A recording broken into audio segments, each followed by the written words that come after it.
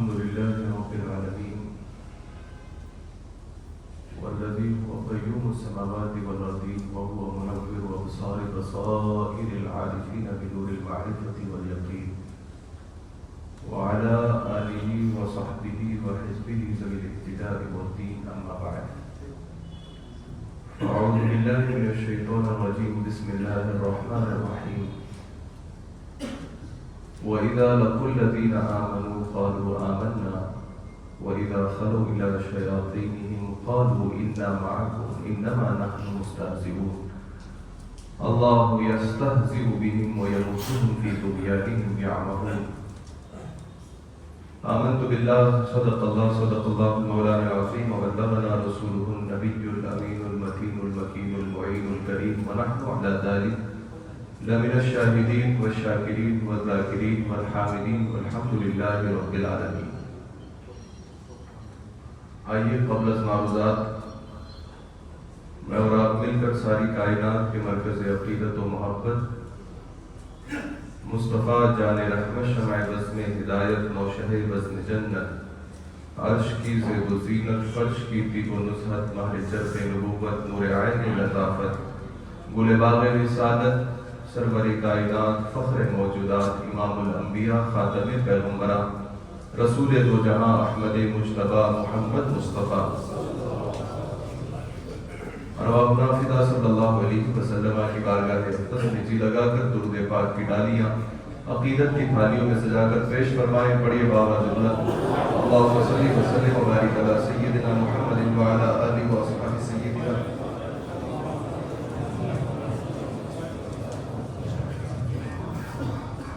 و مولانا محمد مبارک وسلم. ایک بار اور نبی اور آل نبی پر درود پاک پڑھیں.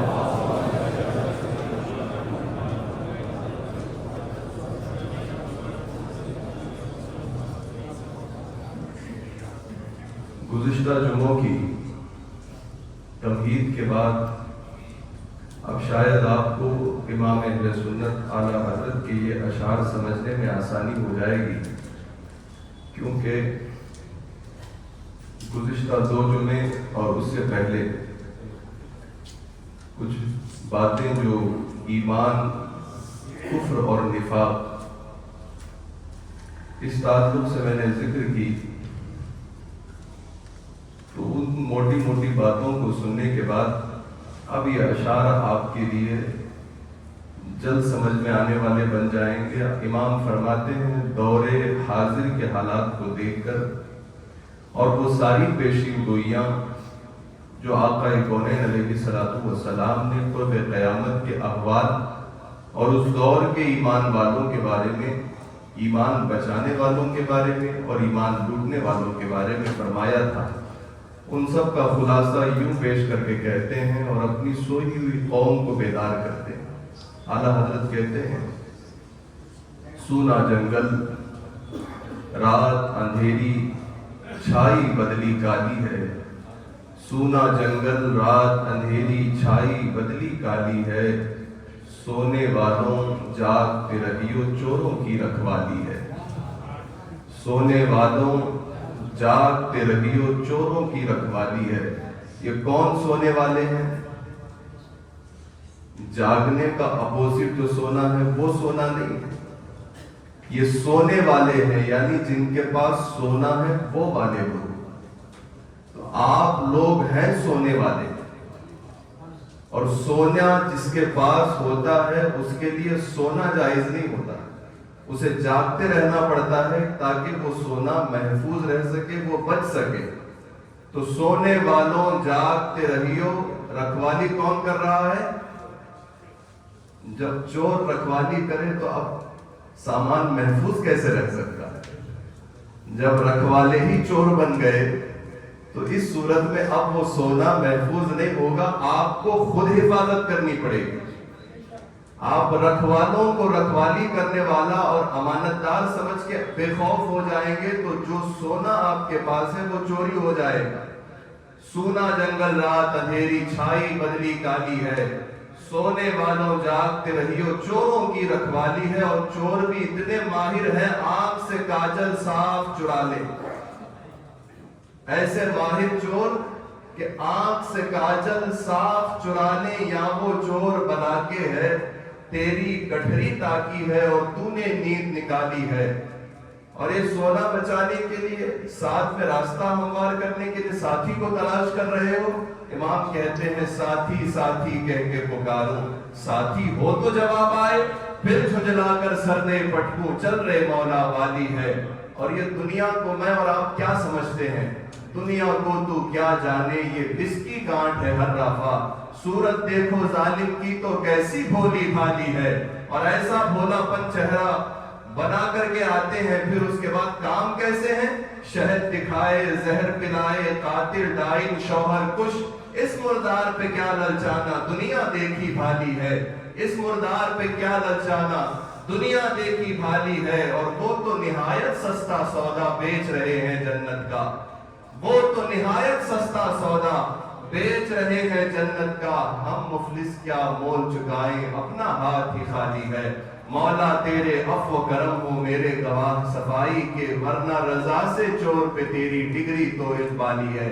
حاضرین گرامی، آقا کونین علیہ السلام کے اس مقدس دین پر قائم رہنے کے لیے، جیسے ایمان والے کو یہ تمنا ہے کہ اس کا ایمان ساری زندگی بچا رہے، اور آخری لمحے کا ایمان قابل اعتبار ہوتا ہے۔ کسی بھی چیز کی حالت کا جو اعتبار ہوتا ہے اس کی آخری کنڈیشن کا اعتبار ہوتا ہے۔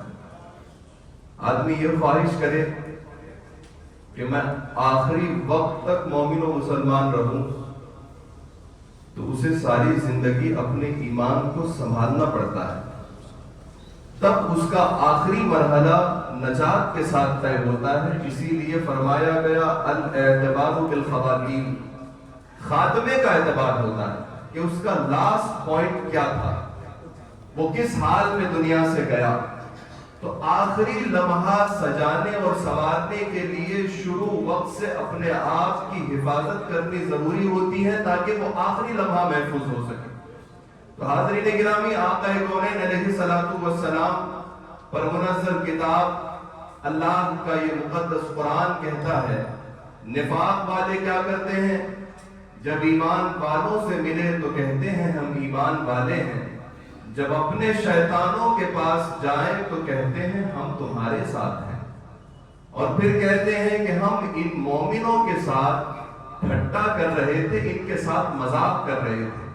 تو اللہ فرماتا ہے اللہ یستہزئ بہم ویمدہم فی طغیانہم یعمہون، یہ لوگ ایمان والوں کے ساتھ مذاق کرتے ہیں اور اللہ ان کے ساتھ استہزاء کرتا ہے جیسے اس کی شان کے لائق ہے۔ وَيَمُدُّهُمْ، اور انہیں ڈھیل دیتا ہے کہ دیکھتے ہیں کتنا یہ لوگ اپنی گمراہی اور سرکشی پہ آگے بڑھتے ہیں۔ تو یہ وقتی طور پر ان لوگوں کو ڈھیل ملتی ہے جو لوگ ایمان والے اور اچھے ایمان والوں کے ساتھ مذاق کر کے ان کے ایمان کے ساتھ ٹھٹے بازیاں کرتے ہیں۔ رسول دو جہاں علیہ السلام نے ارشاد فرمایا، جناب ابو سعید خدری رضی اللہ تعالی عنہ اس حدیث پاک کے راوی ہیں، میرے آقا سرور کائنات فرماتے ہیں تتبعون سنت من قبلکم او سنن من قبلکم شبرا بشبر وزراعا بزراع حتی لو دخلوا جحر ضب فتبعتموه۔ رسول پاک علیہ السلام نے ارشاد فرمایا کہ بے شک تم لوگ، یعنی اس امت کی یہ جو اقوام اپنے آپ کو حضور کا ماننے والا کہتی ہیں، حضور فرماتے ہیں یقیناً ایسا ہوگا کہ تم اتباع کرو گے، تم فالو کرو گے ان کو جو تم سے پہلے قومیں چلی گئی۔ اور کیسی اتباع کرو گے؟ شبرم بشبرم و ذراعم بذراع، بالش تر بالش اتباع کرو گے، ہاتھ پر ہاتھ ان کی اتباع کرو گے، یہاں تک کہ اگر پہلی قوموں نے گوہ کے سوراخ میں جا کر کے پناہ لی تھی، اس میں گھس گئے تھے، تم بھی اسی طرح گھس جاؤ گے۔ سرور کائنات علیہ السلام کے صحابی بیٹھے ہوئے تھے، انہوں نے کہا حضور قیل الیہود والنصارى، کیا آپ ہم سے پہلے جانے والوں میں یہود و نصارہ کے بارے میں کہہ رہے ہیں کہ ہم بھی ان کی طرح کریں گے؟ حضور نے فرمایا فمن، پھر اور کون لوگ ہیں؟ ہاں، اس قوم کا بھی یہ انجام ہوگا کہ یہ بھی اپنے آپ میں ان اعمال میں گرفتار ہو جائے گی، ان خواہشات کی اتباع کرے گی، اور جیسی حرکتوں میں وہ ملوث ہو گئے جن کو یہودی اور نصرانی کہا جاتا ہے، ویسے ہی یہ قومیں بھی ویسے کام کرنے لگ جائیں گی۔ سرکار نے فرمایا بات تو برحق ہے، ہونی ہے۔ حضور نے فرمایا یقیناً تم اپنے سے پیچھے جانے والی قوموں کی اتباع کرو گے، انہی کے نقش قدم پہ چلو گے۔ شبرم بشبرن، ذراعم بذراع، ایک بالش تر بالش ان کے اتباع کرو گے، یعنی کوئی کام جو انہوں نے کیا اور یہ تم نہ کرو، ایسا ہو نہیں سکتا۔ جو انہوں نے کیا ویسے ویسے کام تم بھی کرو گے۔ اب دیکھنا یہ ہے کہ یہود و نصارہ پر جو اللہ کی لعنت کا طوق اترا، جو ملامت ان کے گلے میں پڑی، اس کا بنیادی کام اور ان کی مرکزی غلطی کیا تھی؟ وہ یہ کہ یہودیوں اور نصرانیوں نے شریعت میں تبدیلیاں پیدا کر دی، اپنی من خواہش کے حساب سے، اپنی من مرضی کے حساب سے مسائل کے اندر، احکام شرع کے اندر تبدیلی کر دی۔ گویا آج بھی ویسا ہی ہو رہا ہے، لوگ احکام اور شریعت کے اندر من مرضی تبدیلیاں کرتے ہیں، اور جو حکم انہیں سمجھ میں نہیں آتا اس کا انکار کر دیتے ہیں۔ سرور کائنات نے فرمایا تم بھی یہودیوں کی چال چلو گے، نصرانیوں کے جیسا کرو گے۔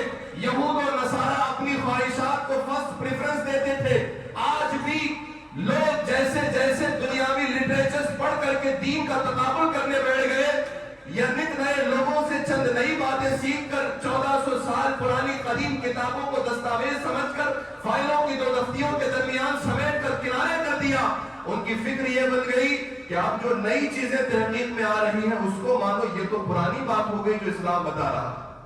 تو خواہشات کی ترجیح دی، جیسے یہودیوں اور نصرانیوں نے اپنی خواہش کو ترجیح دی، ویسے ہی آج کے لوگ اپنی خواہش کو ترجیح دیتے ہیں اور شریعت کے حکم کو بعد میں رکھتے ہیں، اس کو ثانوی درجہ دیتے ہیں، اور ان کے خیالات کے اندر اتنی آوارگی کہ جیسے یہود و نصارہ مداہنت کا شکار تھے، ویسے ہی آج کی اقوام دین و شریعت اور اسلام کے اصول کے اندر مداہنت کا شکار ہو گئی، یعنی کمزوری کا شکار ہو گئی۔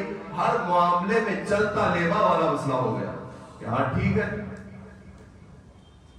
تو یہ جو مداہنت کی صفت ہے، اس کا رد کرتے ہوئے سرور کائنات نے فرمایا سَتَتَّبِعُونَ سُنَنَ مَن قَبْلَكُمْ شِبْرًا بِشِبْرٍ ذِرَاعًا بِذِرَاعٍ۔ ہاں، تم اپنے سے پہلے جانے والے یہودیوں اور نصرانیوں کی اتباع کرو گے، بالش تر بالش اتباع کرو گے، ذراع تر ذراع اتباع کرو گے، یہاں تک کہ وہ لوگ کوہ کے سوراخ میں گھسے تھے، تم بھی گھس جاؤ گے۔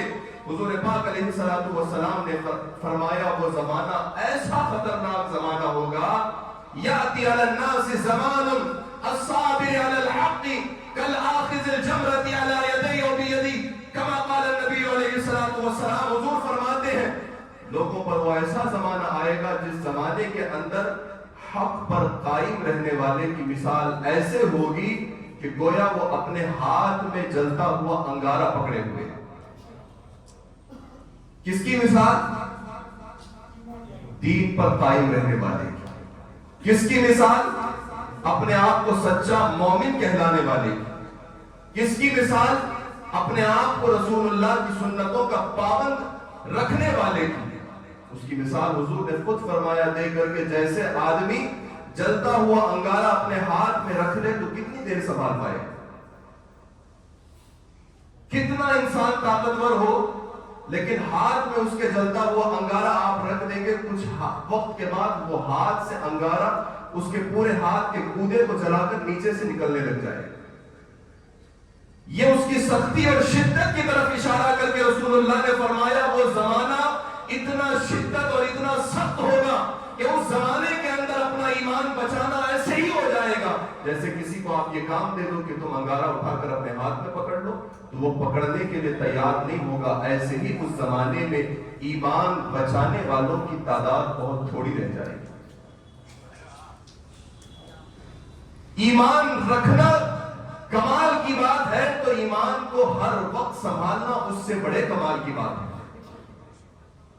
اسی لیے لیے ایمان والے ہونے کے ساتھ ساتھ سدا ایمان پر قائم رہنے کی فکر کرنے والے کی تعریف قرآن اور حدیث نے کی ہے۔ جو اپنے ایمان کی فکر کو بھلا بیٹھا وہ کب کس طریقے سے ایمان کی روشنی سے دور ہو جائے اسے خود خبر نہیں ہو۔ حضور پاک علیہ السلام نے فرمایا وہ ایسا نازک دور ہوگا جس نازک دور کے اندر تم اگر اچھائی کے کاموں میں لگے رہے تو خدا تمہارا بھلا کرے گا۔ میرے آقا فرماتے ہیں بادروا بالاعمال فتنا كقطع الليل المظلم يصبح الرجل مؤمنا ويمسي كافرا ويمسي مؤمنا ويصبح كافرا ويبيع دينه بعرض من الدنيا۔ رسول پاک علیہ الصلوۃ والسلام فرماتے ہیں اس دور کے اندر جو بندہ اچھے کاموں میں لگا رہا وہ کامیاب ہے، اور جو اچھے کاموں سے دور رہ کر ایمانیات سے، اسلامیات سے، اخلاقیات سے، مورل چیزوں سے اپنے آپ کو سجانے سے کوڑا رہ کر صرف دنیا اور دنیا پرستی میں ملوث رہا، پھر اس کا انجام یہ ہوگا یصبح الرجل مؤمنا ویمسی کافرا۔ صبح تو وہ ایمان کی حالت میں کرے گا، شام وہ کافر ہو جائے گا، شام کو وہ مومن رہے گا، صبح وہ کافر ہو جائے گا۔ وَيَبِيعُ دِينَهُ بِعَرَضٍ مِّنَ الدُّنْيَا، اور اپنے ایمان کو دنیا کی سستی چیزوں کے بدلے بیچ لے گا۔ ایک طرف آیت کریمہ کہ جب ان سے کہا جائے کہ ایمان لاؤ تو یہ کہتے ہیں ہم تو ایمان لائے ہوئے ہیں، ہم ان کی طرح ایمان نہیں لائے، ہم تو اپنے طریقے کا ایمان لا چکے۔ اور جب یہ ایمان والوں سے ملے تو کہیں ایمان والے ہیں، جب کافروں سے ملے تو کہیں کافر ہیں۔ دوسری طرف یہ حدیث کہ قیامت کے قریب وہ دور آئے گا، فتنے ایسے آئیں گے کہ ہر آنے والا فتنہ گئے ہوئے فتنے سے بڑا ہوگا، ہر آنے والی گھڑی گئی ہوئی گھڑی سے زیادہ خطرناک ہوگی، گئی ہوئی گھڑی سے زیادہ وحشتناک ہوگی۔ حضور نے فرمایا اس کی خطرناکی کا، ہولناکی کا عالم اس درجے کو ہوگا، یہ قید صرف صبح اور شام کی نہیں ہے کہ صبح ہوگا تو شام میں کافر، یہ سمجھانے کے لیے رسول اللہ نے فرمایا، ورنہ بتانا حدیث سے اصل مقصد یہ ہے کہ گھڑی گھڑی آدمی ایمان اپنا بیچنے والا ہوگا، کس کا ایمان کس گھڑی فروخت ہو جائے گا اسے معلوم نہیں۔ اب آپ مجھے بتائیے قیامت جو آئے گی وہ کس پر آئے گی؟ جب تک دنیا میں ایک بھی مسلمان ہے قیامت نہیں آئے گی، جب تک دنیا کے کونے میں ایک بھی اللہ اللہ بولنے والا ہے قیامت نہیں آئے گی۔ قیامت نرے کافروں پہ آئے گی جب دنیا میں سارے اللہ اللہ کہنے والے فنا ہو جائیں گے، قیامت برپا ہوگی۔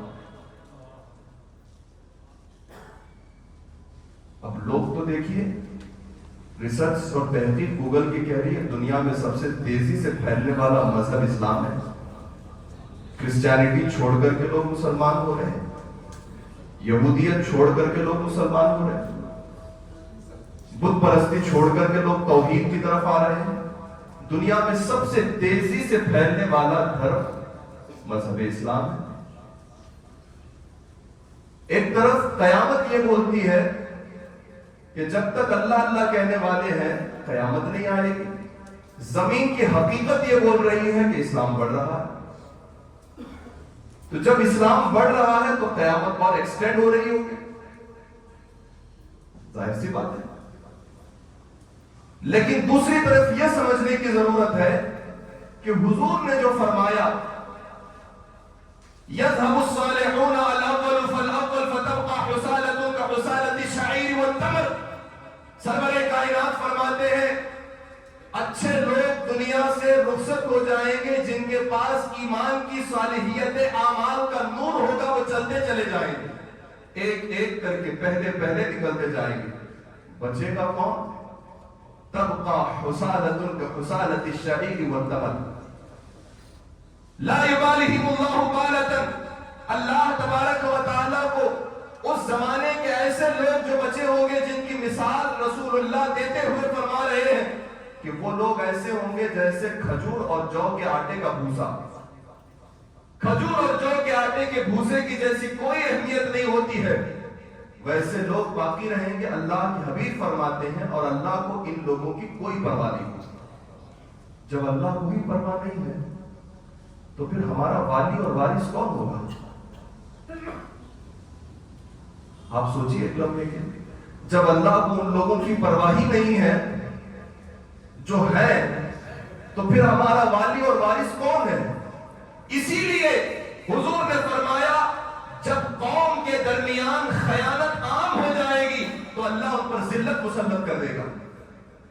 جب لوگوں میں زنا عام ہو جائے گا تب ان کے درمیان کثرت سے موت ہونے لگی۔ آج وہ زمانہ ہے جس کے اندر لوگ ایمان والے سپریڈ ہو رہا ہے تو کہہ رہے ہیں، وہ کہہ رہے ہیں کہ ہم بھی تو تبلیغ کرنے گئے تھے، ہم نے بھی دعوت دی، فلاں صاحب تبلیغ کی جماعت میں نکلے، انہوں نے اتنوں کو ادھر پھیر لیا ادھر پھیر لیا، فلاں کو بلا لیا، ان کو اللہ اللہ والا کہنے والا بنا دیا۔ لیکن ان کی مثال کیسی ہے؟ یہ جو تجھ کو بلاتا ہے یہ ٹھگ ہے۔ اعلیٰ حضرت کہتے ہیں یہ جو تجھ کو بلاتا ہے یہ ٹھگ ہے، مار ہی رکھے گا، ہائے مسافر دم میں نہ آنا، مت کے سیمت والی ہے۔ یہ ایمان والے جو اس دور میں بے شمار اپنے آپ کو کہتے ہیں، میں نے آپ سے ایک جواب لیا تھا نفاق کے موضوع کی، جب بات پوری تفصیل سے سمجھا دی تھی کہ منافقین ختم نہیں ہوئے۔ منافقین آپ نے کہا تھا بے شک ختم تو نہیں ہوئے، ہپوکریسی ختم نہیں ہوئی، ہپوکرائٹ بھی ختم نہیں ہوئے، وہ بھی باقی ہیں، ہے نا؟ تو جب وہ لوگ باقی ہیں تو ظاہر سی بات ہے ہر اللہ اللہ اور ہر رسول اللہ کہنے والا اللہ والا بھی نہیں ہے، رسول اللہ والا بھی نہیں ہے۔ تو اسی لیے رسول اللہ نے فرمایا تبقى حسالة كحسالة الشعير والتمر لا يباليهم الله بالا۔ اللہ کے حبیب فرماتے بھوسے کی مانند لوگ رہ جائیں گے کہ اللہ کو ان کی کوئی پرواہ نہیں ہوگی۔ وہ کون لوگ ہیں؟ کوانٹٹی میں تو اللہ اللہ کہنے والے دکھیں گے، کوالٹی والے ایمان کے چھو جائیں گے۔ اس دنیا سے وہ لوگ رخصت ہو جائیں گے، اللہ انہیں اٹھا لے گا۔ اور جو لوگ بھوسے کی طرح رہیں گے وہ چیختے رہیں گے، چلاتے رہیں گے، کہتے رہیں گے کہ ہمیں رزق دے، ہم بھوکے مر رہے ہیں، اللہ کو پرواہ نہیں۔ وہ کہتے رہیں گے ہمارے کپڑے پھٹ گئے ہیں، کپڑے پہنا دے، اللہ کو ان کی کوئی پرواہ نہیں۔ وہ بولتے رہیں گے بچے بھوکے مر رہے ہیں، کچھ سہارا کر دے، اللہ کو ان کی کوئی پرواہ نہیں۔ کیوں؟ انہوں نے زنا کر کے، شراب کے، عیاشیوں کے اڈوں کو آباد کر کے، لوگوں کے مال کو تلف کر کے، ان کے حقوق کو پامال کر کے، شریعت کی تبدیلیاں کر کے، اللہ اور اس کے رسول کی نافرمانیاں کر کے، خدا کے گھر کو ویران کر کے، رسول اللہ کی شریعت کو پس ملتاب کر کے دعائیں کی ہے۔ اور جو لوگ ایسی دعائیں کرتے ہیں اللہ کو ان کی کوئی پرواہ نہیں۔ اسی لیے حضور نے فرمایا ایسے لوگوں کی اللہ کن کی پرواہ کرتا ہے؟ اللہ ان کی پرواہ کرتا ہے جو میں نے گزشتہ جمعہ کہا تھا کہ جن کا ایمان صحابہ کرام کے ایمان کی طرح، جن کا ایمان رسول اللہ کے خیر القرون کے ایمان کی طرح ہوگا، ان اولیاء اللہ اور بزرگان دین کے ایمان کی طرح ہوگا، اللہ کو ان کی پرواہ ہے۔ اسی لیے جب تک اللہ کو ان کی پرواہ ہے وہ لوگ ہاتھ اٹھاتے تھے، ہاتھ بعد میں نیچے آتا تھا، دعائیں پہلے قبول ہوتی تھی۔ وہ لوگ مصلی بچھاتے تھے، مصلی بعد میں سمیٹتے تھے، نماز پہلے قبول ہو جاتی تھی۔ وہ لوگ صدقے کے لیے پہلے بعد میں جیب میں ہاتھ ڈالتے تھے، لیکن اس سے پہلے ان کا صدقہ قبول ہو چکا ہوتا تھا۔ وہ لوگ اللہ کی راہ میں خیرات کی صرف نیت کرتے تھے، اللہ ان سے زیادہ انہیں دے چکا ہوتا تھا، کیونکہ اللہ کو ان کی پرواہ تھی، اللہ کو ان کی پرواہ ہے۔ پرواہ کس کی نہیں ہے؟ وہ لوگ جو بھوسے کی طرح ہیں، کہ جن کے اندر ایمان کچھ نہیں ہے، ظاہر لباس مسلمانوں جیسا ہے، جن کے اندر اسلام کی رونقیں کچھ نہیں ہے، ان کے سر پہ دکھنے والے تاج اسلام کی طرف دکھا رہے ہیں، جن کے اندر عادات و اطوار مسلمانوں جیسے نہیں ہے، جب ان سے خود پوچھا جائے تو وہ اپنے مذہب پر اعتراض کرنے والے ہوتے ہیں۔ ایسے ہی لوگ تو ہیں جو ہمارے اور آپ کے ساتھ تو اسلام کی بڑی باتیں کرتے ہیں، لیکن جب کفار و مشرکین، منافقین، مرتدین کے پاس بیٹھ کر کے گپے لڑاتے ہیں تو اپنے مذہب پر ٹپڑیاں کرتے ہیں، ہاں ہمارے اسلام میں تو ایسا تھا، ایسا نہیں ہونا چاہیے۔ یہی تو نفاق ہے۔ جو لوگ نت نئی تراشے نکال کر نفاق کی صورت بدل سکتی ہے، لیکن اللہ کے یہاں نفاق کبھی قبول نہیں ہوگا۔ نئی صورت اور ماڈرن طریقے سے نفاق آ جائے تو ماڈرن نفاق قبول ہوگا، پرانا نفاق قبول نہیں تھا، ایسا نہیں ہے۔ نفاق نفاق ہی ہوتا ہے۔ یا ایھا الذین آمنوا ادخلوا فی السلم کافہ، اللہ نے پیغام دے دیا، حکم ثبت کر دیا اور یہ فرما دیا مسلمان بننا چاہتے ہو تو پورے پورے مسلمان بنو. یہ نہ ہو کہ جتنا اچھا لگے اتنا مسلمان, جتنا خراب لگے اتنا میں مسلمان نہیں. جو بات میٹھی لگے اتنا میں مسلمان, جو بات کڑوی لگے اتنا میں مسلمان نہیں. جو بات میرے فائدے کی ہو اتنا میں مسلمان. جہاں میرا ذاتی طور پر مجھے اپنے ذہن میں لگ رہا ہے کہ میرا کچھ نقصان ہونے والا ہے, جبکہ اسلام کسی کو نقصان نہیں پہنچتا. اسلام تو پورا سراپا پروفٹ ہی پروفٹ ہے. اسلام میں نقصان کا تصور ہی نہیں ہے. چلنے والے کی نیت کے حساب سے ملتا ہے. جس کی نیت میں پہلے سے ہی کھوٹ ہو اس کی جھولی میں پھدرے ہی آتے ہیں. اپنی اپنی نیت کے اعتبار سے ملتا ہے. ورنہ اسلام میں نقصان کا تصور ہی نہیں. سدا وہ آدمی بہار میں ہی تھا, اس پر کبھی خزاں آئی ہی نہیں. سدا وہ آدمی خوشحال ہی تھا, اس پر کبھی بدحالی آئی ہی نہیں جو اسلام کا جھنڈا لے کر چل رہا تھا. تو حاضرین گرامی, میں نے جو باتیں آپ کے سامنے رکھی ہیں حدیث و قرآن کی روشنی میں, یہ آیتیں اور حدیثیں بتاتی ہے کہ یہ وہ زمانہ چل رہا ہے کہ جس زمانے کے بارے میں سرور کائنات نے آج سے 1450 سال پہلے صریح اور واضح الفاظ میں پیغام پہنچا دیا.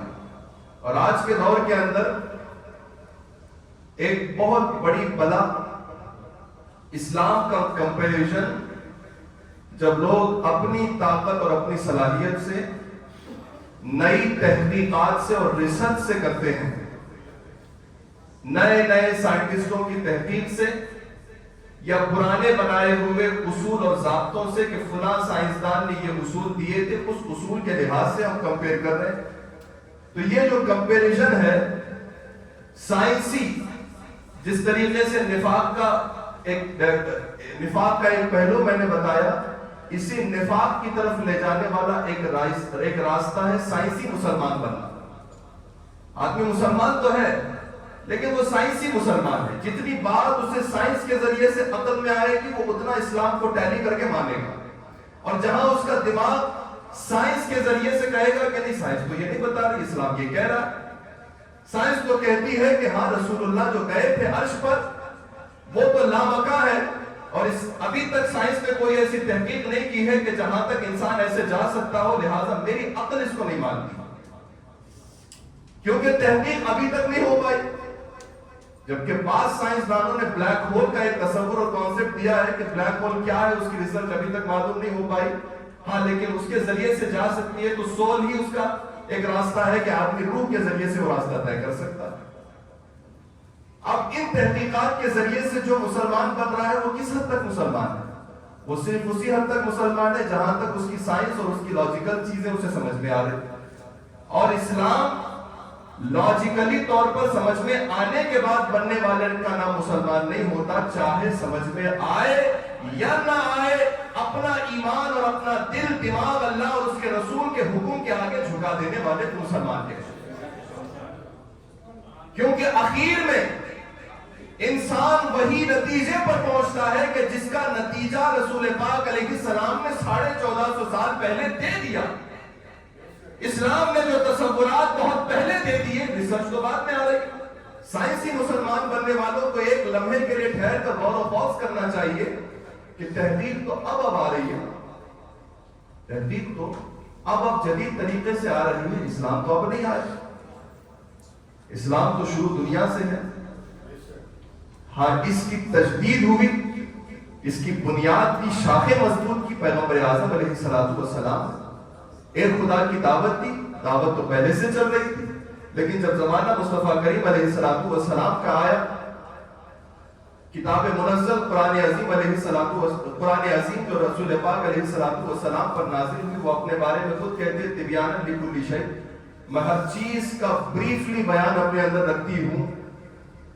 تو ریسرچیں تو بعد والے اپنے اپنے عقلوں سے, اپنے اپنے ضابطوں سے جب ان کی سمجھ وہاں تک پہنچی, اس کے بعد انہوں نے ایک تحقیق پیش کی, ایک ریسرچ پیش کی, اور اس میں بھی یہ نہیں کہ بس یہی جو میں نے سوچ لیا اتنا ہی ہے, یہ بھی ہے اور یہ ہو بھی سکتا ہے, یہ نہیں بھی ہو سکتا. بھائی 20ویں سینچری میں جا کر انسان کیسے بنا وہ تحقیق آئی. ایک مثال دے رہا, اگر انسان سائنسی مسلمان بنے تو 20ویں سینچری میں یہ مانا گیا ہے کہ سائنسدانوں نے یہ تحقیق کی کہ انسان کی تخلیق کیسے ہوئی.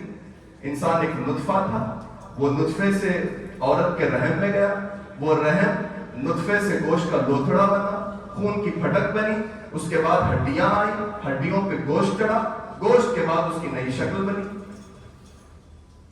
گوشت کے بعد اس کی نئی شکل بنی.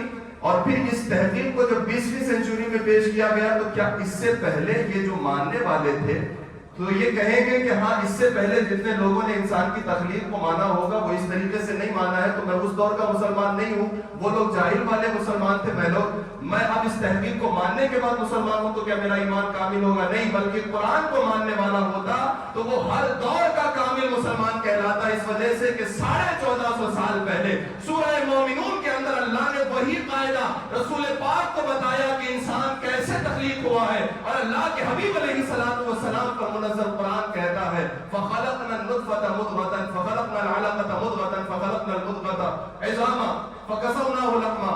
اس طریقے کی آیت کریمہ ہے کہ جس کے اندر تفصیل کے طور پر بتایا گیا کہ نطفے کو ہم نے علقہ بنایا، علقہ کو مضغہ بنایا، مضغہ کے اوپر پھر ہم نے گوشت کے اوپر پھر ہڈیوں کے اوپر گوشت چڑھایا، پھر اس گوشت کو ہم نے نئی شکل دی تو وہ انسان کی صورت میں ماں کے رحم میں جمع کر ہوا.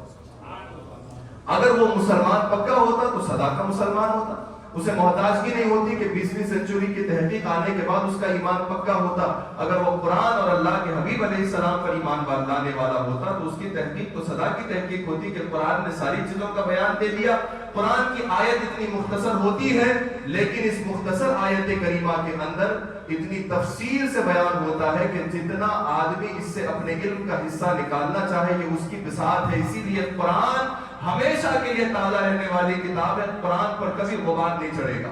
دنیا کی ہزاروں کتابیں آئی، مٹ گئی، مٹ جائیں گی، غبار آیا، ختم ہو جائیں گی، وقت تک رہی، وقت کے بعد اس کا یوز ختم ہو گیا، ایک زمانے تک چلی، زمانے کے بعد لوگ بھلا دیے، ایک وقت تک اس کی اہمیت رہی، ایک وقت کے بعد وہ اہمیت والی نہیں رہی. زمانہ جب تک اسے محسوس کرتا رہا کہ یہ قاعدے اب چلیں گے، قاعدے جب نئے آ گئے تو لوگوں نے اسے مٹا دیا. لیکن قرآن 1450 سال سے سدا بہار تھی، سدا بہار ہے، صبح قیامت تک یہ کتاب چلنے والی ہے. یہ اس کا معجزہ ہے. کتابیں آئیں گی، مٹ جائیں گی، قرآن ایک ایسی کتاب ہے جو ہمیشہ کے لیے چلنے والی ہے، معجزہ رسول بن کر، اللہ کا کلام بن کر کے امت پہ رہنے والی ہے.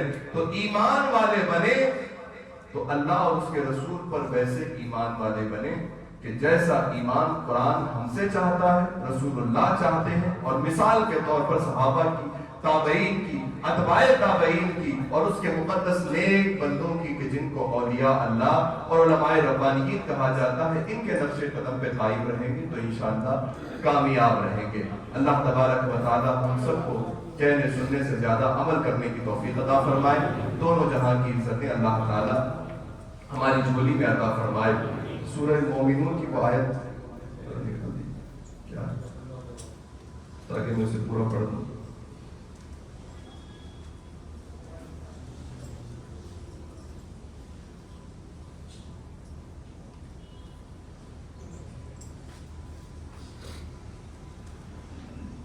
اس میں اللہ تبارک و تعالی فرماتا ہے وَلَقَدْ خَلَقْنَا الْإِنسَانَ مِنْ سُلَالَةٍ مِنْ طِينٍ ثُمَّ جَعَلْنَاهُ نُطْفَةً فِي قَرَارٍ مَكِينٍ ثُمَّ خَلَقْنَا النُّطْفَةَ عَلَقَةً فَخَلَقْنَا الْعَلَقَةَ مُضْغَةً فَخَلَقْنَا الْمُضْغَةَ عِظَامًا فَكَسَوْنَا الْعِظَامَ لَحْمًا ثُمَّ أَنشَأْنَاهُ خَلْقًا آخَرَ فَتَبَارَكَ اللَّهُ أَحْسَنُ الْخَالِقِينَ.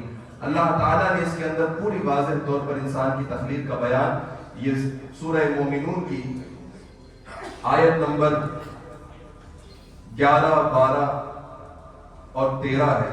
اس کے اندر اللہ تعالیٰ نے اتنا واضح طور پر انسان کی تخلیق کا بیان کیا ہے. آپ تفسیر کنز الایمان اٹھا کر کے اس کو تفصیل سے پڑھیے، آپ کا ایمان تازہ ہو جائے گا کہ 1450 سال پہلے یہ تحقیق کسی سائنسدان نے نہیں پیش کی ہے، بنانے والے خالق کائنات نے دی. اسی لیے ایمان رکھیے قرآن پر مضبوطی کے ساتھ، رسول اللہ پر مضبوطی کے ساتھ، دین پر قائم رہیے اٹل، تبھی ایمان کامل ہوگا. اللہ ہم سب کو کہنے سننے سے زیادہ عمل کرنے کی توفیق عطا فرمائے. حاضرین گرامی، باتیں تسلیم کرنے والا، اسلام کا مطلب ہوتا ہے تسلیم کرنا. آپ جیسے جیسے باتوں کو تسلیم کریں گے ویسے ویسے ایمان کے اندر پختگی آتی ہے. کوئی بات سمجھ میں نہیں آتی ہے تو ہماری سمجھ میں نہ آنے کی وجہ سے مسلمان کبھی اس کا انکار نہیں کرتا، بلکہ یہی کہتا ہے میری سمجھ کمزور ہے، اسلام تو مضبوط ہے. میری سمجھ کمزور ہے، رسول اللہ کا فرمان تو مضبوط ہے.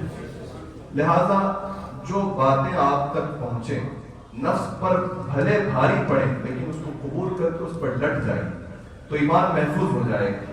ایک بات یاد رکھیں, جیسے گزشتہ جمعہ میں نے کہا آپ سے کہ اللہ تبارک و تعالی خوبصورت چیزوں کو پسند فرماتا ہے, وہ پاک ہے, پاکیزہ چیزوں کو پسند فرماتا ہے اور پاکیزگی کو پسند کرتا ہے.